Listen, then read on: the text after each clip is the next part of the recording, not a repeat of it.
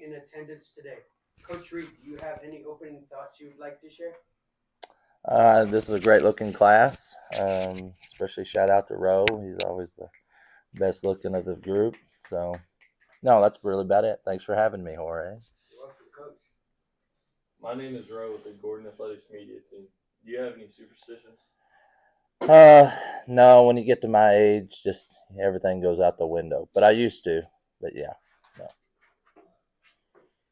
My name is Marley with the Gordon Athletics Media Group. How do you think the team will do this season?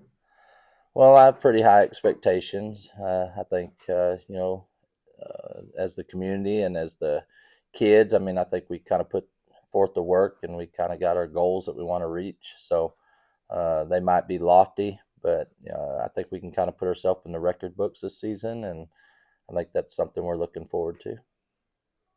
My name is Sony with the Gordon Athletics Media Mic'd Up Monday Group. What are your thoughts on the 11-man games? Yeah, to be honest with you, it was kind of a challenge in the sense of being able, especially with the scrimmage last week, to be able to have everything installed from a special teams defense and being able to have an offensive game plan put in and things like that. But I think as it kind of moved into it and we were able to kind of watch, really finding out how much similarity to what we already do just ended up being a little bit more crowded. But I think to have that experience and you're able to watch it on Saturday, you're able to watch it on Sunday, and to give these guys an experience that that they wouldn't normally get unless they either go to college and play 11 man or they went to another town to play 11 man, just to try to give them that experience that they can say, hey, they've done that, and maybe give them a little bit more appreciation to the how tough of a task it is to play 6 man, and how maybe a little slower paced it was, and how you had more bodies out there to be able to help you do your job. So I think maybe to give them a little more appreciation to how difficult of it a task that they've been doing for so long without knowing that they've been doing it. My name is Elisa with the Gordon Athletics Media Community Connections Group. What was your inspiration to start coaching? Nelson Campbell, who obviously lives right across the street from the football field, he's kind of like a second dad to me. Um, he wasn't always the friendliest, and I'd give him a hug every day, even though he didn't want one. And he just kind of really taught me as much as he could, and really put a lot of responsibility on me. And I think when somebody that you respect does that, you really don't want to let them down. And so as I kind of started getting into it, and understanding it, then obviously I just fell in love with kids. I just love kids and I love the kid business. And so just to be able to see a kid who necessarily can't do something, and then you kind of can see that light come in them and they start believing in themselves, that was kind of my inspiration. My name is Maddie with the Gordon Athletics Media Group. What is your favorite song to listen to during practices? Definitely not something from Wicked or or Frozen or anything like that. Uh, but I just like good old '90s rock. Just collective soul. And I like Red Hot Chili Peppers. Anyways, I would say that. My name is Ruby with the Gordon Longhorns Athletic Media Group. What is your mindset heading into the season? I think for this one, be real flexible. Be a rubber band. Don't sweat the small stuff. When I first got into coaching, I'd get really, really frustrated because maybe just one player out of the group was gone, went to the dentist or wasn't feeling well that day. And I just felt like it was a wasted practice.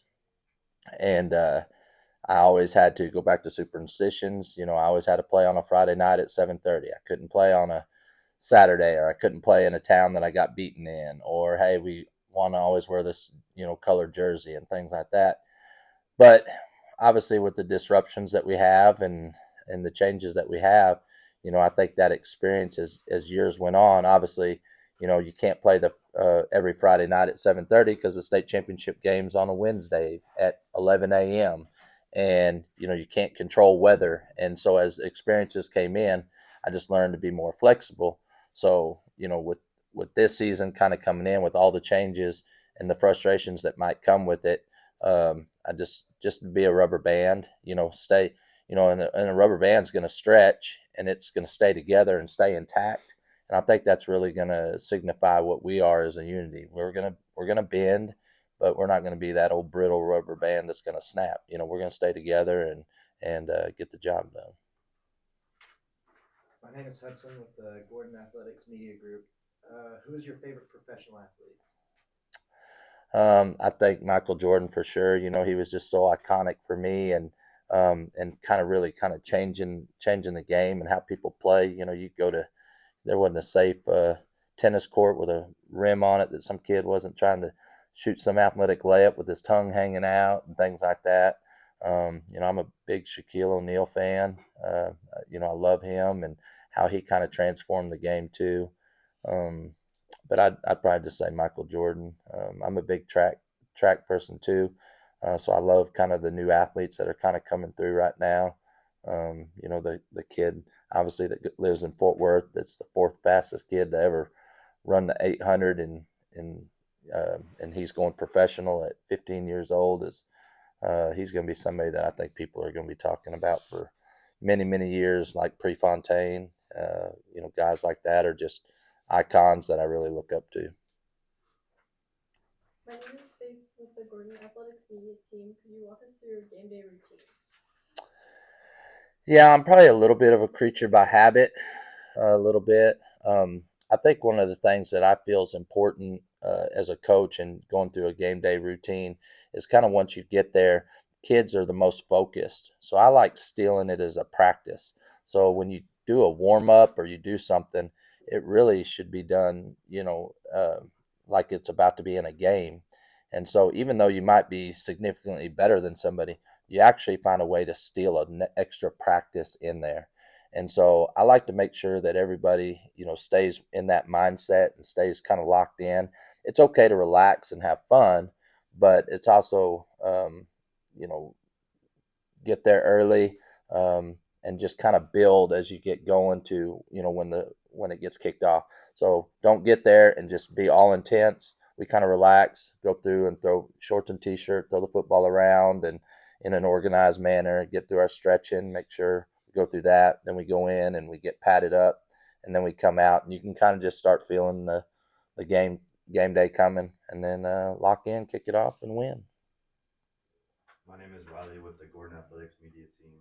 What do you expect from Richland Springs on Thursday night? Richland Springs and me, we go way back. I could probably talk a couple hours probably on that. They've won 9 state championships, I believe, and I probably, when I was in Rule in 2006 and 2007, I don't even know if half of y'all were even born around then. Probably not. When were you born? 2008, yeah. So 2005, 2006, 2007.